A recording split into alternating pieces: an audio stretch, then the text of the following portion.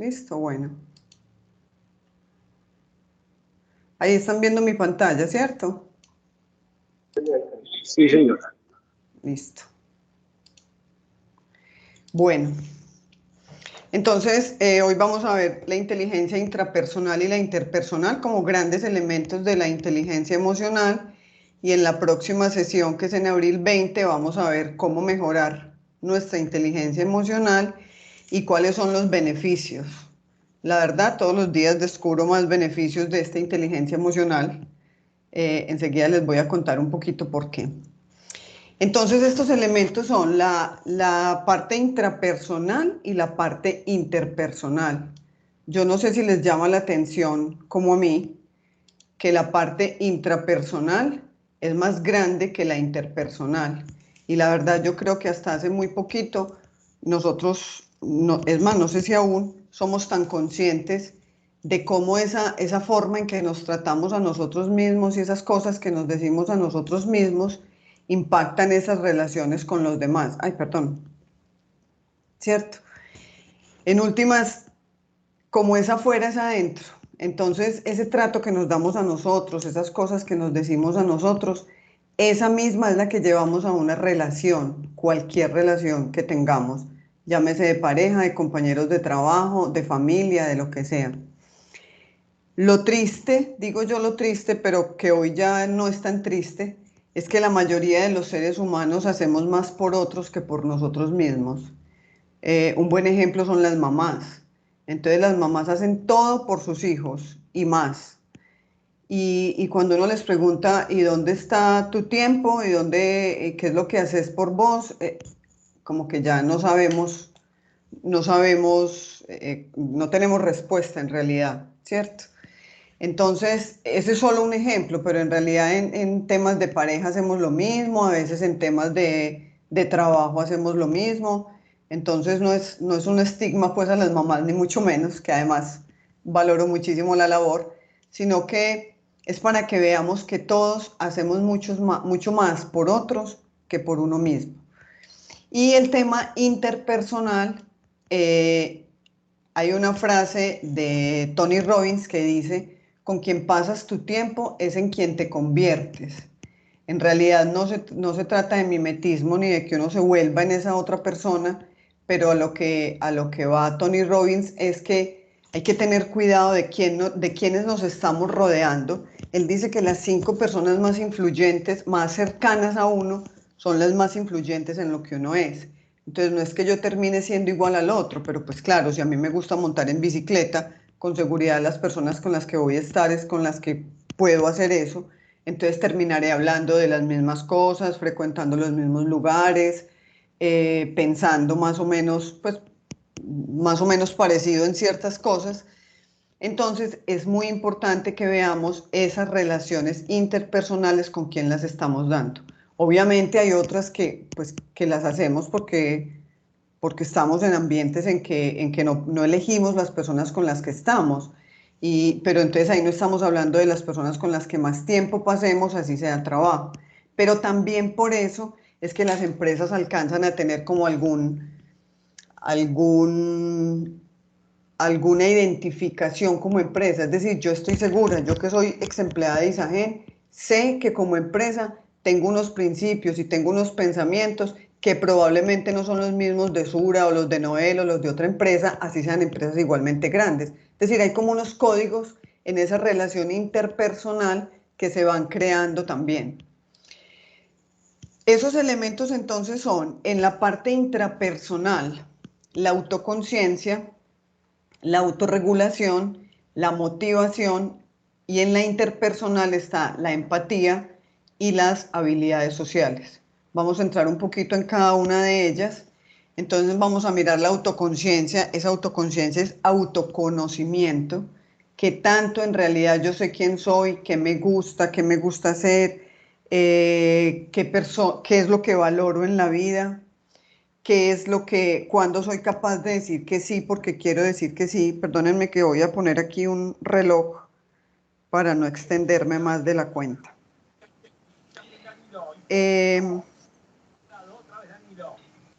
Aquí que es muy importante, la autoobservación, porque ¿cómo voy a saber yo qué siento, cómo lo expreso, el impacto de eso que estoy expresando, el impacto que tienen otros, si yo nunca me observo, ¿cierto? Si yo soy como un loquito repitiendo cosas o que me enseñaron en la casa, en la escuela, donde sea, pero en realidad yo nunca veo ni siquiera cómo el otro está recibiendo las cosas que yo estoy diciendo.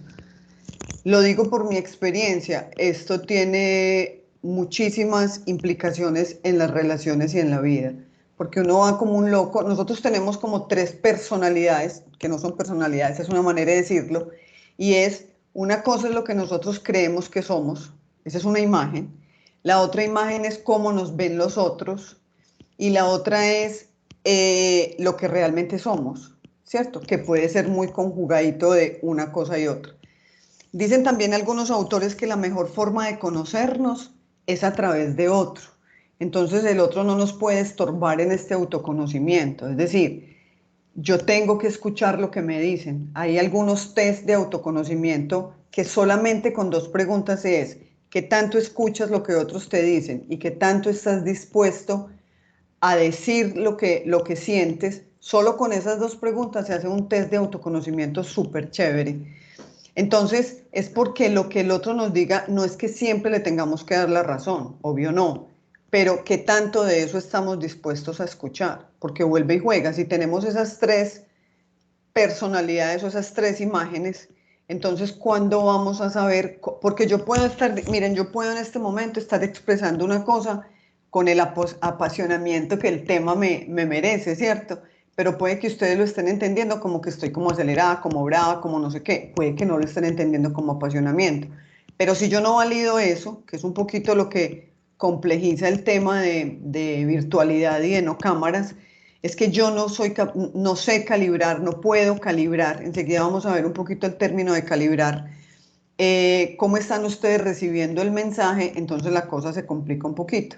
Pero entonces volviendo al autoconocimiento es, si yo no tomo al otro como una persona que me puede ayudar a conocerme, a decir, ve, sí, verdad, es que yo podía hablar hasta más pasito. Ves que yo podría no manotear tanto, porque eso pareciera una expresión como de fuerza, ¿cierto? Entonces es muy importante también escuchar al otro. Ahora, aquí hay un punto súper importante y es ese diálogo interno que manejamos con nosotros mismos. ¿Qué es lo que yo me estoy diciendo todo el tiempo a mí mismo? Es que yo soy un bobo, es que soy un perezoso, es que yo soy muy amarretas, es que yo como demasiado, soy como un cerdo. Ojo, ojo con eso que nos estamos diciendo a nosotros mismos, porque en últimas eso es lo que el cerebro termina creyéndose. Y con esa concepción que tengo de mí mismo de que soy un bobo, es que voy a ir a enfrentar las relaciones, esa relación interpersonal, es decir, esa relación con otros.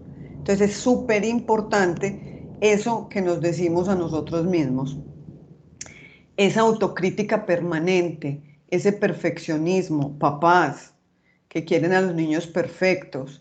Es mejor niños felices, hijos felices, que hijos perfectos, porque por buscar la perfección estamos olvidándonos de ser felices y estamos viendo los resultados también. En últimas, yo sé que a muchos no nos gusta mucho el tema de autoconocimiento porque dicen, ay, entonces tenemos que volver a la niñez y entonces me tengo que acordar de mi papá que fue un hijo de madre o de mi mamá que fue una loquina o lo que sea. Pues no hay necesidad, sí es lo ideal ir a escarbar cositas. ¿Por qué? Porque miren esto, los adultos somos la marioneta del niño, es decir, yo creo que se los mencioné la vez pasada, hay una cosa que se llama las 5 heridas de la infancia. Son el rechazo, el abandono, la humillación. Bueno, ese adulto que hoy sale a quejársele a un jefe porque no lo tiene en cuenta, ese adulto que hoy sale a decirle a una pareja, es que tú no me tienes en cuenta, es que tú no me llamas, es que tú puedes hacer todo sin mí, es que yo no sé qué. Ese adulto lo que está es reflejando una herida de abandono o de rechazo que tuvo en su infancia con su papá o con su mamá, dependiendo de la herida. Esas heridas se dan con progenitores del mismo sexo o de sexo contrario, dependiendo de... Entonces yo como adulto lo que estoy es recreando esa herida Y cuando a mí alguien me pone en tate quieto, cuando alguien me dice, ¿sabes qué? Es que no vas a pertenecer más a tal cosa, es que no vas a, es que no vamos a seguir con lo que estás haciendo, o es que no me gusta esa idea, yo lo tomo como personal, es decir, lo tomo como que a lo que están rechazando no es el proyecto, por decir algo, sino a la persona, y entonces me voy a esa herida de rechazo que tuve en la infancia. Entonces, ¿quién sale de bravucón? Es el adulto, pero en últimas es por una cosa que el niño empezó a manejar por allá y que empezó a defenderse, que no supo defenderse en ese momento de niñez y ahora siempre se sentirá amenazado por cosas de ese estilo. Entonces, por eso es importante el autoconocimiento, porque en últimas los adultos estamos reflejando ese niño pataletoso o adolorido que llevamos dentro. El otro elemento que vamos a ver es la autorregulación.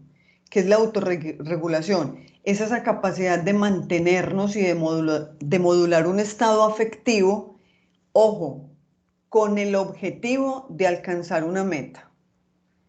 No voy a decir nada más, voy a ponerles un video a tramitos para que veamos lo que es, lo que es no autorregularnos. Es más de audio, en realidad como video no hay gran cosa, pero quiero que lo escuchemos, por favor. Buenas tardes, le habla Mauricio Rincón, ¿en qué le puedo ¿Están colaborar? escuchando? ¿Qué hago para que me atiendan? He llamado, ya llevo 4 llamadas y dicen que están verificando datos, que no sé qué, y me cuelgan. Entonces, o no me quieren atender, o qué es lo que pasa, dígame qué es lo que pasa, y para yo no volver a llamar allá.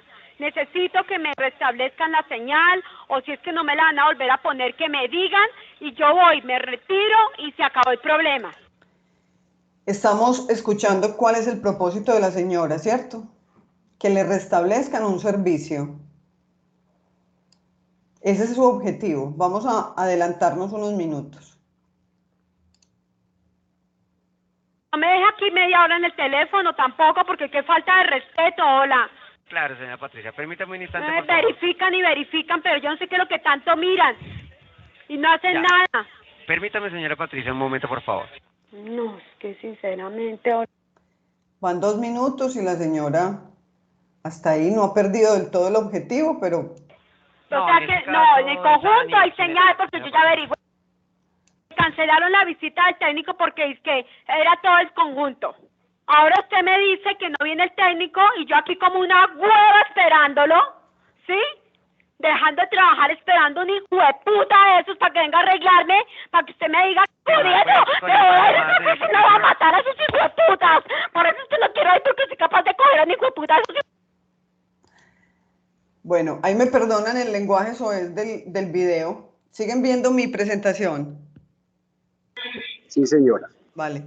Ahí me perdonan el lenguaje, pero es una manera de que ustedes vean cómo nosotros abandonamos esa autorregulación. Eso se llama un secuestro por la amígdala, un secuestro amigdalar. Y es que esa parte del cerebro, que es el que nos mantiene y nos ayuda a la autorregulación, que además les digo, es un músculo del cerebro, es una parte del cerebro que se fortalece es ejercitándolo, ¿cierto? Entonces, que cuando eso no sucede, lo que hace es que la amígdala de una se hace cargo y es el que responde a esa explosión emocional. Y pasan cosas como estas.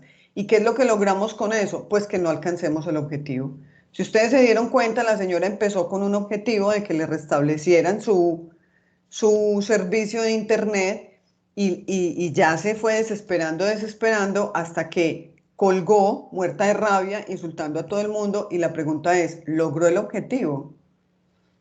Entonces, por eso es importante la autorregulación. Ahora, regularnos y mantener y modular estas emociones, hay 3 maneras que hasta ahora hemos creído que es como se modulan. Una es evadir las emociones. Pero entonces, ¿qué pasa? Cuando el niño se cae y usted le dice, no pasó nada, ya, mire la mariposa, mire el pajarito, mire yo no sé qué. Es decir, no sienta, ¿cierto? Hágase el bobo con lo que está pasando. Eso nos pasamos haciendo la mayoría de las veces de adultos también, ¿cierto? Eso no es ni regularlas ni gestionarlas, eso es evadirlas. Y cuando yo evado esas emociones, las emociones van a seguir apareciendo en momentos recurrentes hasta que yo diga, bueno, a ver, ¿qué es lo que esto me está generando? Y empiezo a hacerme cargo de. ¿Listo? Reprimirlas. Reprimirlas es no se dé lugar a sentirlas. No le vaya a manifestar a su mamá que usted se sintió mal por esto y esto. No le vaya a manifestar a su esposo que a usted le da rabia que él se vaya todos los domingos para donde la mamá. No vaya cuidado va a decir en la empresa que usted está triste. Cuidado le va a decir a fulano que estamos en tal situación, ¿cierto? Entonces yo las reprimo, tengo miedo, pero no lo puedo manifestar porque a mí me enseñaron que tenía que ser una valiente. Tengo ansiedad, tengo lo que sea, pero yo no puedo decir nada de eso. Ojo, ojo, está comprobado que el 99% de las enfermedades son emociones reprimidas, son emociones no gestionadas. Entonces, mucho cuidado con eso, porque yo alcanzo a reprimirlas, alcanzo a evadirlas algunas, pero en realidad el cuerpo, porque también hay una teoría que dice que el cuerpo, la emoción llega primero al cuerpo, es decir, que el cuerpo se anticipa a las emociones, ¿cierto? Entonces, cuando yo no hago caso de ese cuerpo, cuando yo pareciera que estuviera fragmentado entre la emoción y el cuerpo y no escucho al cuerpo, con absoluta certeza yo sé cuándo me está dando rabia, ¿cierto? Porque me da calor en alguna parte, porque me pican las manos, cuando tengo susto se me enfrían las manos, empiezo a hablar como, cualquier cosa así. Entonces yo ya sé qué es la emoción que tengo. Entonces cuando yo escucho ese cuerpo y sé qué es la emoción que tengo más posibilidades de modular, de mantener ese estado emocional que si no lo hago y si yo pareciera que me desconectara de mi cuerpo. Mi cuerpo va por un lado y mi emoción va por otro. Lo que sucede es esto que pasó en el video del secuestro amigdalar. ¿Listo? Ahora, el tercer elemento es la motivación. ¿Qué es la motivación? Es ese motor, es eso que nos motiva a lograr los objetivos, a hacer las cosas. Para eso es muy importante qué tan optimista o qué tan pesimista soy. Es decir, qué es ese diálogo interno que mantengo conmigo. Entonces, dice el de Goleman, que han hecho experimentos donde, digamos, a dos niños se le entregan dos exámenes de cualquier materia perdidos. Entonces el pesimista dice, es que yo soy muy bruto. No, es que yo definitivamente no sirvo para las matemáticas, ¿cierto? En cambio, el optimista lo que dice es, todavía me falta mucho por aprender. No, en el otro me recupero. No, yo sé que si estudio, es que apenas estudié una hora. Él siempre busca cosas que lo hagan, que lo motiven a una acción diferente. Entonces, con absoluta certeza, el resultado más adelante también es diferente, ¿cierto? Otra cosa importante en el tema de la motivación, yo no sé si ustedes han visto un video del niño que lo dejan esperando para comerse 2 magmelos hasta que la mamá vuelva, ¿cierto?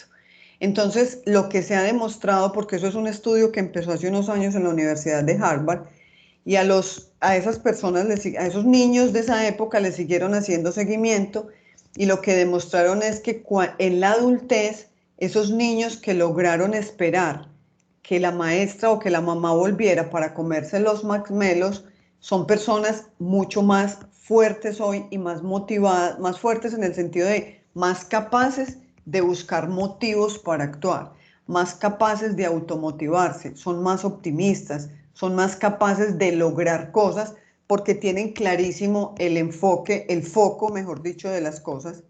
Que a propósito, yo les voy a recomendar hoy un libro de Goleman también, que justo está en este momento en mi mesa de noche, se llama Focus, porque también lo que se han dado cuenta es que los seres humanos vivimos muy dispersos, que el total del tiempo que estamos despiertos, solamente estamos conectados, concentrados, enfocados en algo el 47% del tiempo.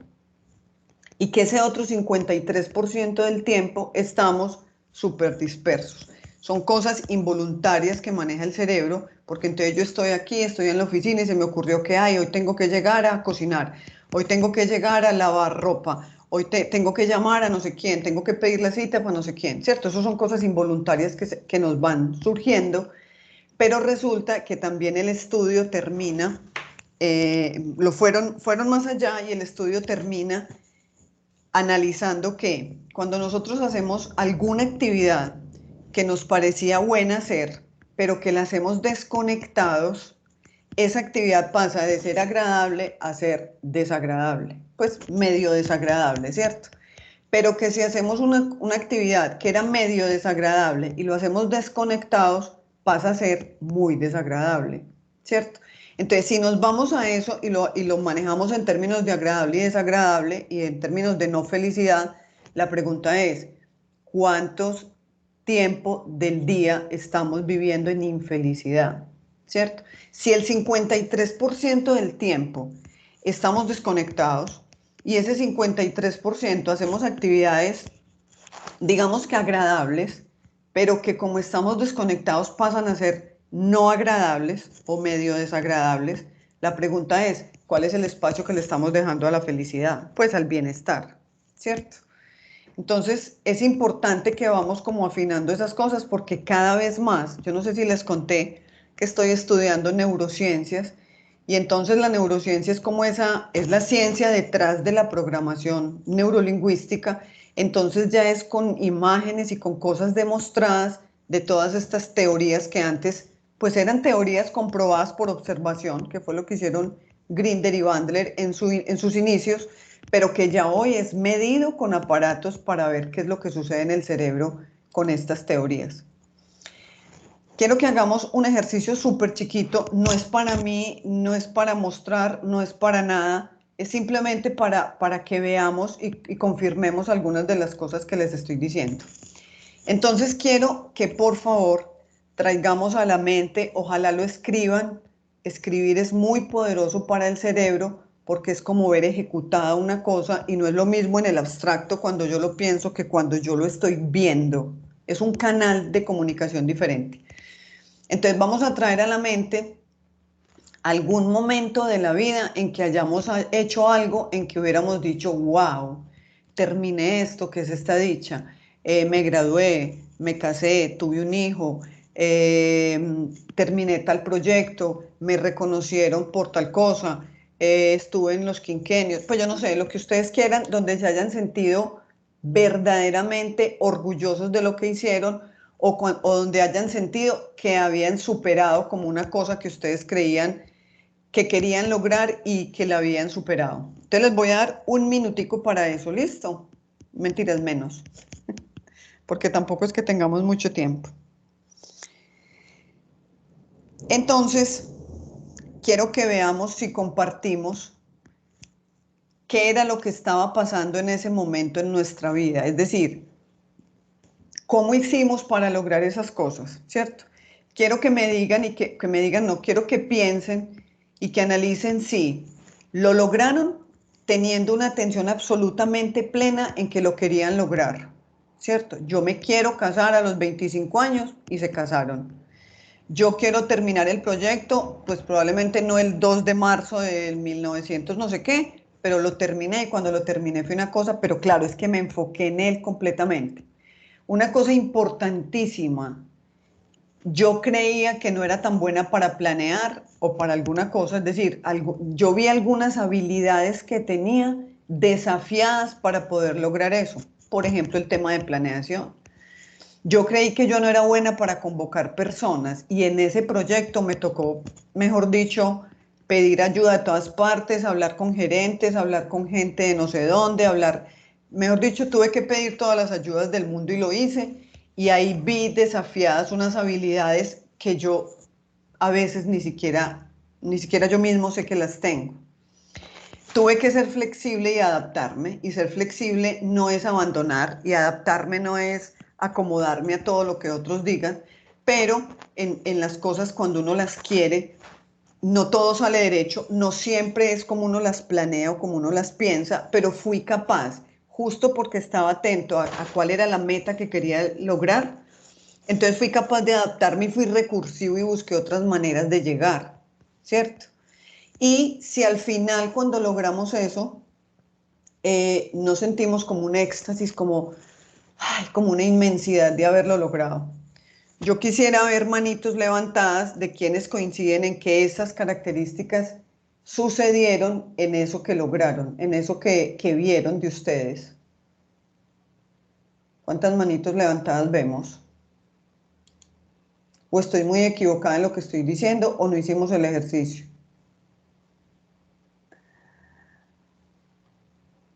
Listo.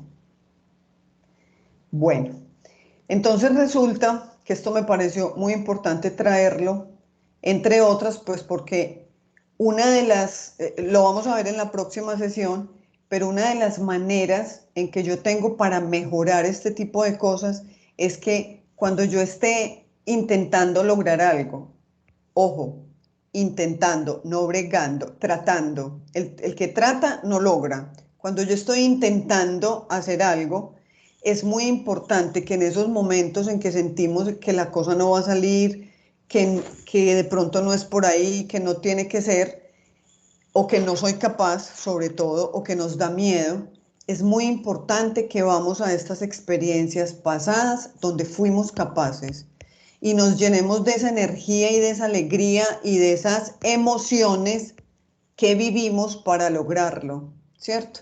Eso es el primer punto. El segundo punto, ¿por qué también lo traje y me parece muy importante? Es porque es un mecanismo que los líderes emocionalmente inteligentes pueden utilizar para lograr lo mejor de desempeño de sus equipos. Está comprobado que la gente en ese estado, cuando está motivado, rinde al máximo y se siente muy bien, ¿cierto? Es decir, cuando la gente rinde al máximo, cuando yo estoy esforzando todas mis potenciales, cuando estoy, ¿cómo se dice? Retando algunas de mis habilidades, cuando sé qué es lo que tengo que hacer y cuál es el resultado que tengo que dar, yo me siento pleno, entonces voy a rendir súper bien, ¿cierto? ¿Cómo pueden los líderes encontrar eso y hacer que eso suceda con su gente? Teniéndoles metas claras, teniendo claridad de cuál es el trabajo a desarrollar, teniendo claridad de cómo vamos a medir esa meta, acompañando esa medición y ese proceso, ¿cierto? Todas esas son maneras en que la gente se siente respaldada, se siente motivada y una cosa muy importante, siendo consciente de que las habilidades necesarias para llevar a cabo esas tareas están en la persona, es decir, que la persona las tiene y que le gusta hacerlas. Porque digamos, si a mí hoy me pusieran, con todo respeto, a trabajar en contabilidad, Estos son algunos resultados. yo no sé, ay, esto se activó. Yo no sé si trabajaría con tantas ganas y se daría los resultados máximos que pudiera dar, ¿cierto? ¿Por qué? Porque siento que ya no tengo habilidades para trabajar en esa área, porque además no me gusta tanto como lo que estoy haciendo ahora. Entonces es importante y la verdad, otra cosa que se descubrió hace unos 5 o 10 años también, es que no es solo, cuando yo tengo todo esto y estoy trabajando al máximo y estoy trabajando en mi mejor momento, se llama un estado de flujo. Cuando yo estoy en ese punto, hasta ahora lo que se habían revisado eran los cerebros individualmente, pero lo que ahora se ve también es que cuando dos cerebros funcionan y están trabajando en conexión, esa conexión también potencializa lo que estamos haciendo, ¿cierto? Entonces es importante también tener en cuenta que eso hará que los trabajos cuando son conjuntos y cuando son en equipos funcionen muchísimo mejor y se potencialicen los resultados. Ahora vamos a mirar el tercer elemento que ya empieza a ser parte de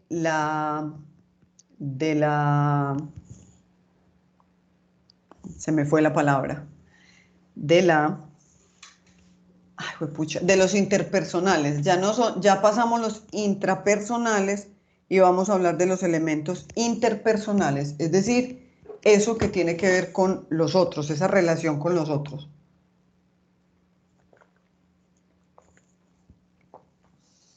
Y para eso vamos a ver otro videito. Este sí es súper tierno. Aquí no hay ninguna, ninguna violencia ni ninguna palabra, para que veamos qué es empatía.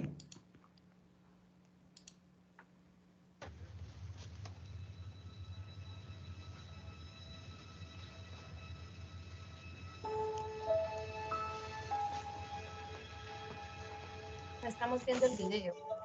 ¿No? No, se quedó en tu... Deme un segundo, porfa.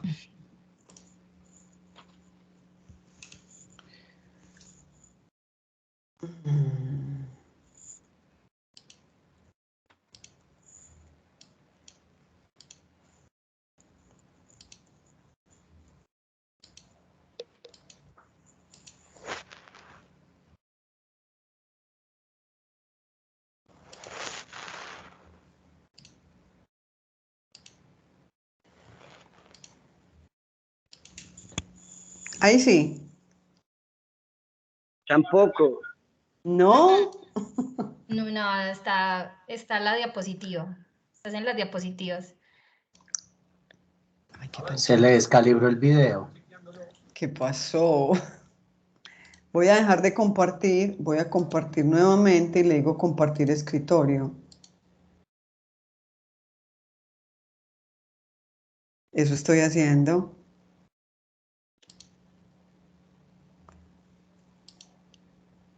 Vamos a ver si ahí lo ven. Ahí sí. Sí. Bueno, Sí. vale. ¿Y escuchan? Ah, bueno, no importa si escuchan.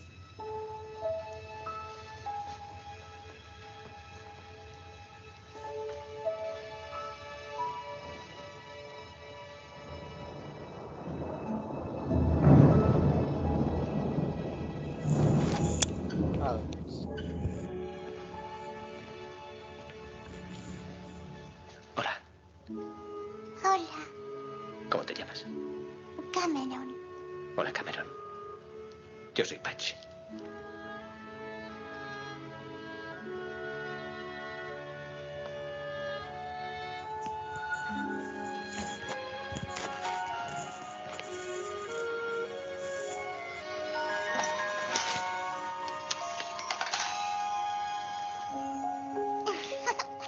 Estoy desfriado.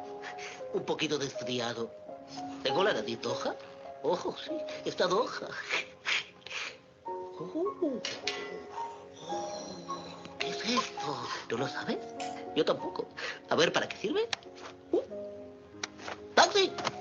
Inténtalo tú.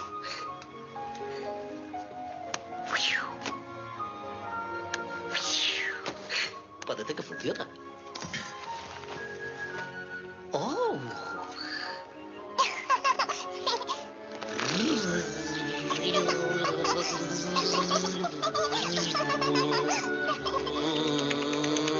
Besos de abeja.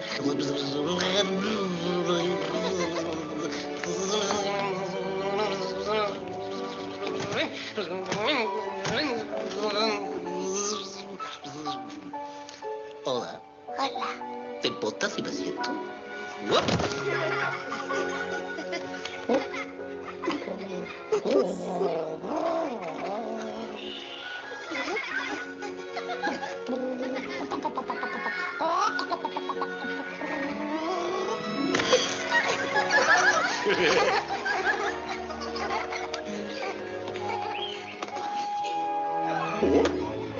¿Qué tal? Hola, amigos. Hola, oh.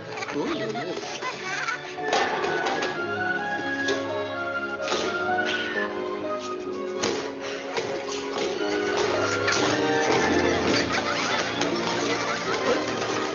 ¡Vamos, caballito! ¡Bravo, caballito! ¡Sigue cabalgando! ¡Cabalga! Bueno, dejemos por ahí.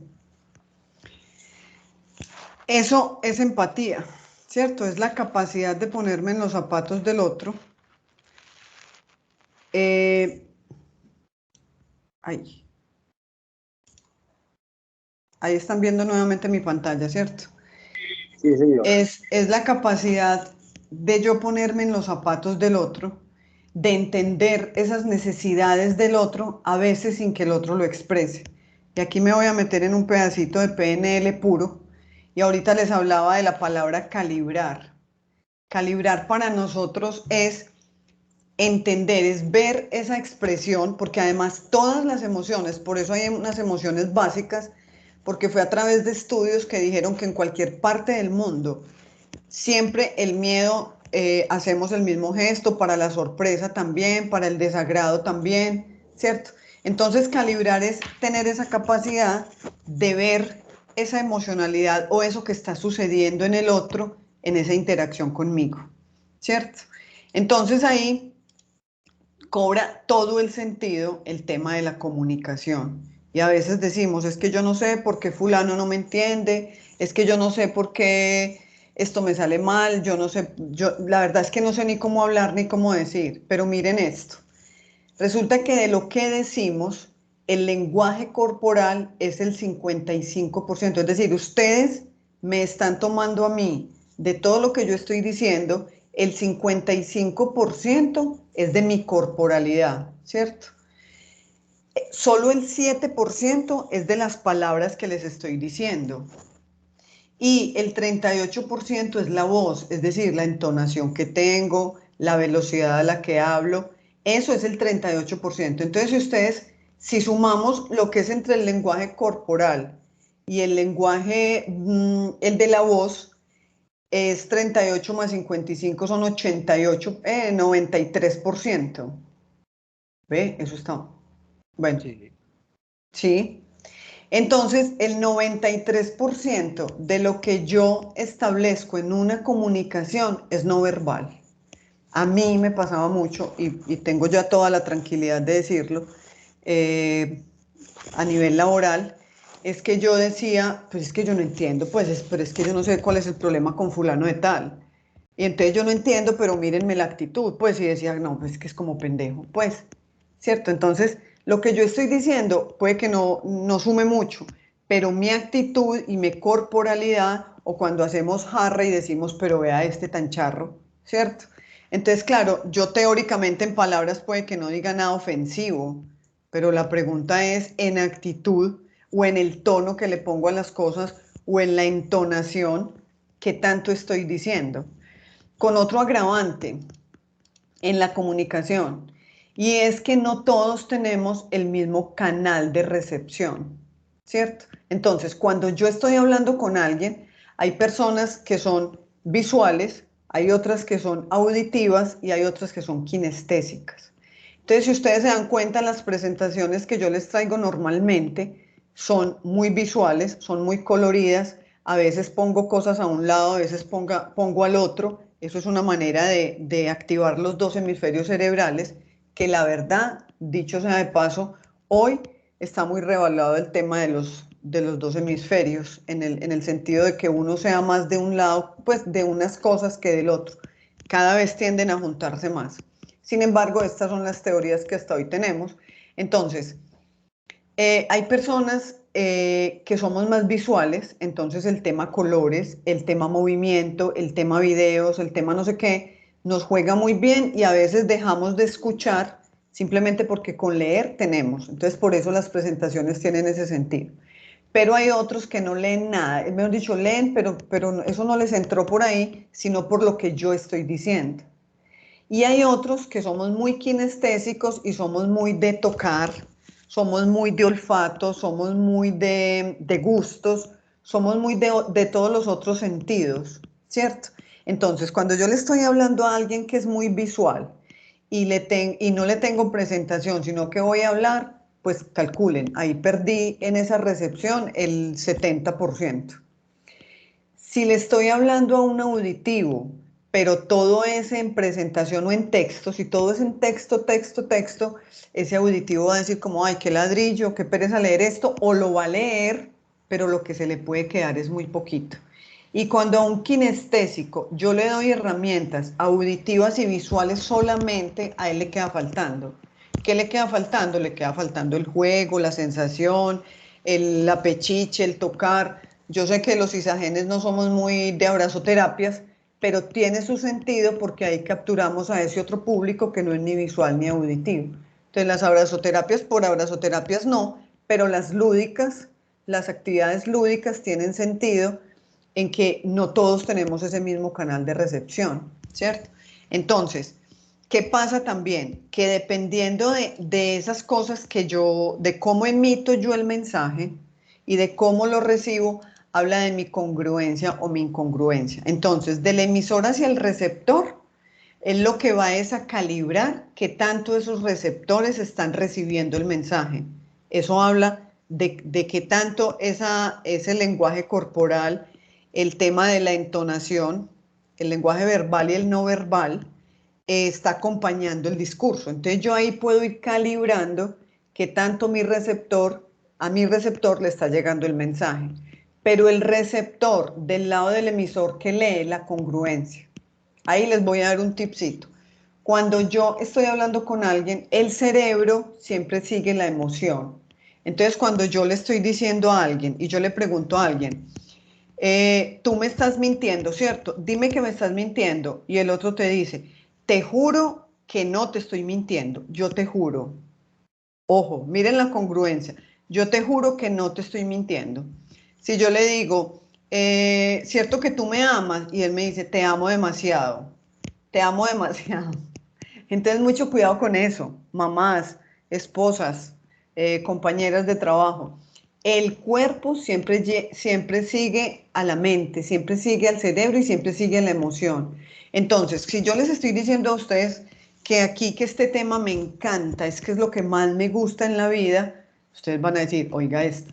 Y eso es muy evidente en cosas como las que les estoy mencionando, pero hay otras no tan evidentes en que para mí es muy importante, para mí como receptor, es muy importante esa corporalidad y esa congruencia de la persona que me está dando el mensaje. ¿Listo? Martica, yo creo que apagaste la cámara sin darte cuenta, no sé. Ay, Hasta sí. ahorita la tenías. No, estoy muy choncha, pues, parezco jubilada. Pero yo la estoy viendo.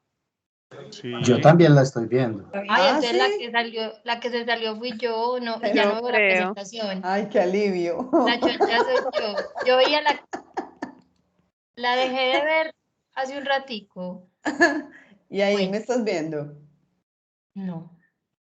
Y están viendo la La presentación. presentación sí la veo, pero no, tranqui. Si todos te ven y yo no, no problem. Bueno, listo. Ahora vamos. ¿Alguien iba a hablar? Bueno, sigamos con la empatía. Es la base de la comprensión y la compasión. Al principio les dije qué tan compasivos somos con nosotros mismos. La pregunta es, ¿qué tan compasivos somos con el otro? Porque si no somos capaces de ser compasivos con nosotros mismos, ¿qué tanta compasión vamos a tener con el otro? Y compasión no es pesar, ojo con eso, ¿cierto? Compasión es que soy capaz de comprender las acciones del otro. La empatía es un elemento necesario para generar confianza. Cuando yo soy capaz de ponerme al nivel del otro, cuando yo voy a hacer un conversatorio y me pongo en el lenguaje del público al que voy a llegar, cuando soy capaz de entender la situación del otro, eso genera confianza. En las empresas y en la sociedad, la empatía es lo que hace que las personas no se hagan daño entre sí. ¿Cómo se llama? Un asesino en serie, le hicieron una entrevista y le dijeron que si a él no sentía dolor por las víctimas. Y entonces él decía, dolor, no, pues si sintiera dolor no las mataba. Es decir, que miren lo que uno alcanza a ausentarse de lo que es la empatía y de lo que es la emoción de otros. ¿Cierto? Entonces, ahora vamos a ver las habilidades sociales, que es el quinto elemento, es el arte de las relaciones. Lo que dice Goleman es que en cada interacción con otros podemos hacer que el otro se sienta un poco mejor o un poco peor, o mucho mejor o mucho peor. La pregunta es, ¿qué tan habilidosos somos socialmente? ¿Cómo estamos haciendo sentir a la gente un poco mejor o un poco peor? ¿O mucho mejor o mucho peor? ¿Qué tanto somos capaces de de reconocer las habilidades de otro en público, de dar las gracias en público, de rescatar al otro, de resaltar al otro, perdón. Cuando alguien lo resaltan en público es porque él ha practicado muchísimo en el oculto, ¿cierto? Es decir, para que a mí me reconozcan en público es porque he hecho un trabajo grande, anónimo, ¿cierto? Por debajo de ese público, es decir, individualmente. Y también cuando alguien reconoce a otro en público, mejor dicho, cuando Juan habla mal de Pedro, se sabe más de Juan que de Pedro. Igual cuando hablamos bien. Cuando Juan habla bien de Pedro, se sabe más de Juan que de Pedro. Eso no se nos puede olvidar nunca. Las habilidades sociales son una característica y son una herramienta de persuasión y de resolución de conflictos. Por eso es tan importante que la desarrollemos. Por eso es tan importante que seamos conscientes de cómo estamos interactuando y que se nos vuelva un arte relacionarnos con la gente. No nacimos aprendidos para eso, sé que hemos cometido muchos errores, sé que hemos estado en una sociedad también que nos ha puesto a pensar primero yo, segundo yo y tercero yo, lo cual es cierto, pero ese primero yo, segundo yo y tercero yo tiene todo el sentido, es para que yo sea la mejor versión que pueda de mí y eso es lo que voy a entregar a otros, no en términos de superioridad. ¿Listo? Y lo otro importante es que las emociones se contagian. Cuando les decía ahorita de cómo funcionan dos cerebros, cuando habían analizado solo uno y ya analizan el cerebro en compañías con otros, lo que han demostrado es que las emociones se contagian. Entonces, por eso es importante esas habilidades sociales. Cuando yo llego a un grupo y le bajo un poquito la tensión o le doy un poquito de alegría o le doy un poquito de tranquilidad, lo que estoy haciendo es eso realmente. Ahora, si queremos cambiar, porque estamos hablando de inteligencia emocional y vamos a hablar la semana entrante de cambios, de cómo cambiar y cómo mejorar esa inteligencia emocional, pues quiero decirles que estos son 4 pasos para el cambio. El primero es darse cuenta, es decir, yo ya sé qué es lo que quiero cambiar, no es lo que debo, no es lo que otros me han dicho, no es lo que la inteligencia emocional dice, no, puede que yo esté bien siendo un olafo, puede que si estoy bien no pasa nada, es cuando yo me doy cuenta de lo que quiero cambiar y de lo que tengo, entonces en ese sentido lo acepto, sí, yo sé que soy muy cascarrabias, sí, yo sé que soy muy agresiva en la forma de hablar, sí, yo sé que no miro a la gente cuando hablo, sí, yo sé que no suelto el celular, lo acepto. Disociarse ¿qué es? Yo no me asocio con esa emoción, yo no me asocio con esa acción, perdón. Yo no es que sea grosera, yo me pongo grosera. Hay una gran diferencia. Yo no soy esta camisa, yo me pongo esta camisa, ¿cierto? Entonces hoy me la puse, pero como si me la puse, me la puedo quitar. Entonces yo me pongo como indiferente con la gente y cojo el celular para distraerme, pero yo no soy indiferente con la gente. Cuando yo entiendo eso y veo la acción separada de mí, me queda más fácil repatronarme. ¿Y qué repatronarme? Bueno, ¿cuál es el nuevo patrón que quiero adoptar? ¿Cierto? Entonces, estos son los 4 pasos que debo dar para cambiar. Ahora, cambiar nunca es cuestión de habilidad, es cuestión de motivación. Cuando yo encuentro las razones para hacer ese cambio, con absoluta certeza voy a moverme a hacerlo. Esto es una reflexión que les voy a dejar. Me gustaría muchísimo que hicieran el ejercicio, por lo menos esta primera parte. Y es, si hoy... Ay, me lo tiré. Si hoy fuera tu miércoles, si hoy murieras, ¿qué crees que diría tu epitafio? Hagan el ejercicio de verdad conscientemente y con seguridad. Yo puedo decirles que no es lo que quisiéramos que dijera. En la mayoría de los casos, hay muchos que sí, gracias a Dios también, pero en muchos de los casos es muy probable que hoy mi epitafio diga, aquí está Marta Duque, la más mala clase de Isagen, la más conflictiva, la más yo no sé qué. En realidad, ¿qué es lo que yo quiero que digan? ¿Qué es lo que yo quisiera, lo que hoy diría? Esto voy a hablar de mí hace unos años, con seguridad este epitafio de mi familia hace unos 15 años, diría, aquí está Marta, la más ausente de la familia. con absoluta certeza es muy distinto a lo que hoy dicen. Y eso me alegra muchísimo, pues, además. Entonces, la verdad es un ejercicio de reflexión que quería dejarles.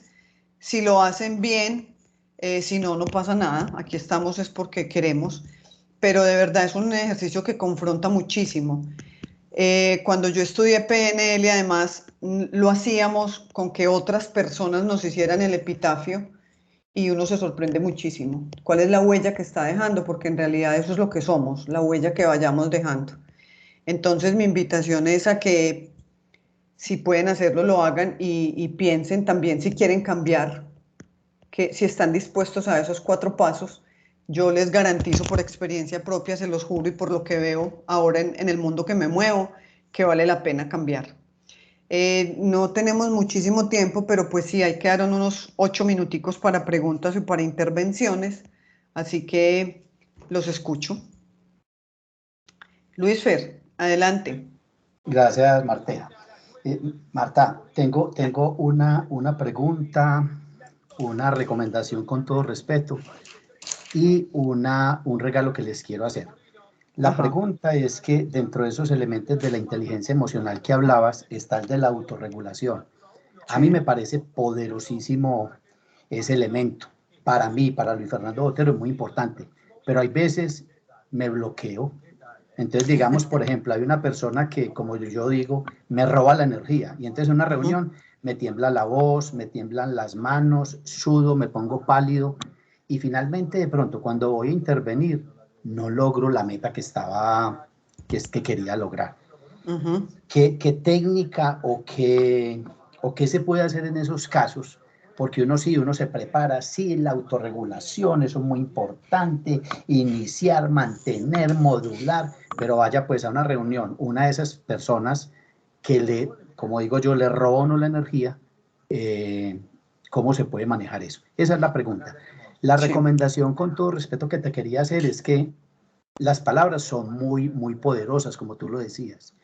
El tú decir que es que a los de Isagen no nos gusta la abrazoterapia, es que cuando somos tan totalitarios, de pronto no es verdad. Por ejemplo, a mí me gusta abrazar. Y de hecho, cuando estaba en Isagen lo hacía. Y yo sé que muchos en Isagen lo hacían. Entonces, de pronto es como cuidar mucho esas palabras, sobre todo en esto que nos estás enseñando de la inteligencia emocional, porque son poderosas.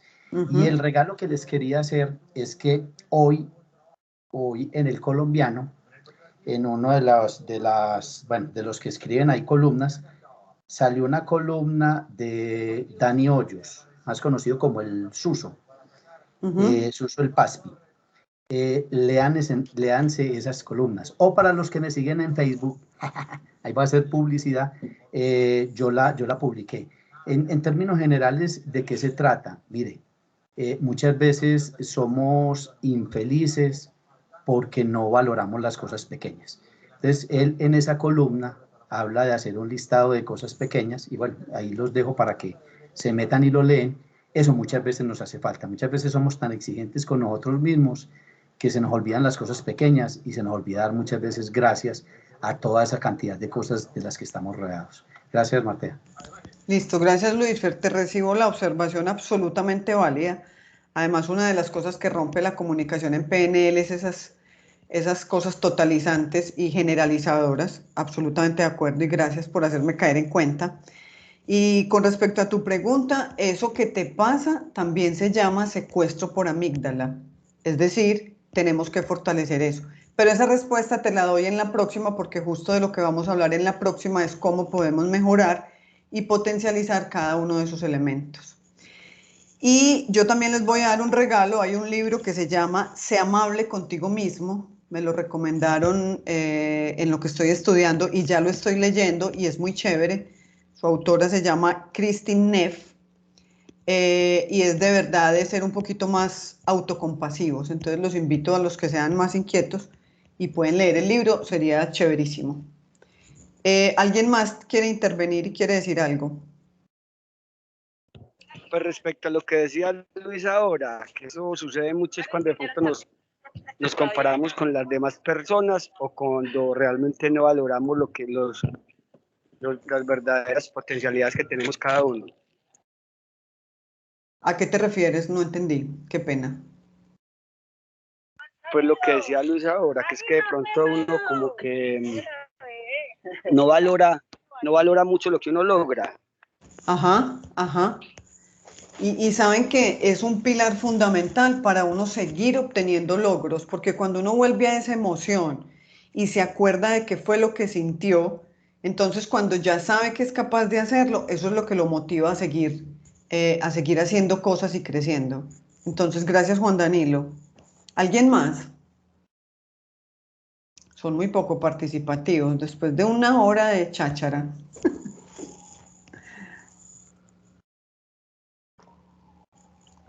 Bueno, entonces, si no es más, yo creo que nos quedamos entonces con la cita del próximo 20 de abril, ¿es cierto, Sonia?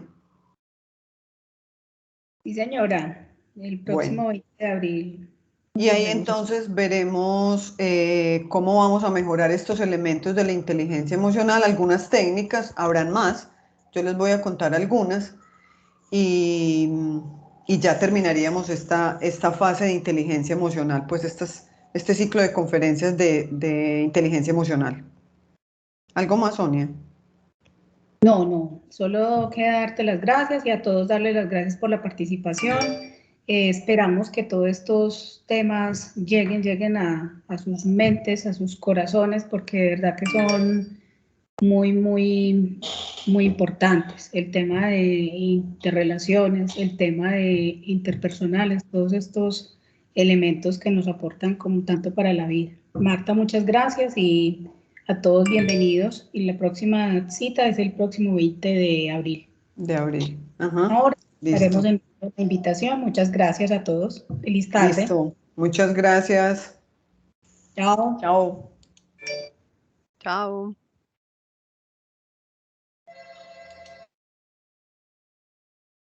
Hasta luego, muchas gracias.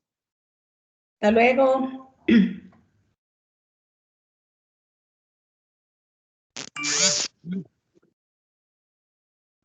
Muchas gracias, hasta luego. Están muy bien. Hasta luego, que estén bien.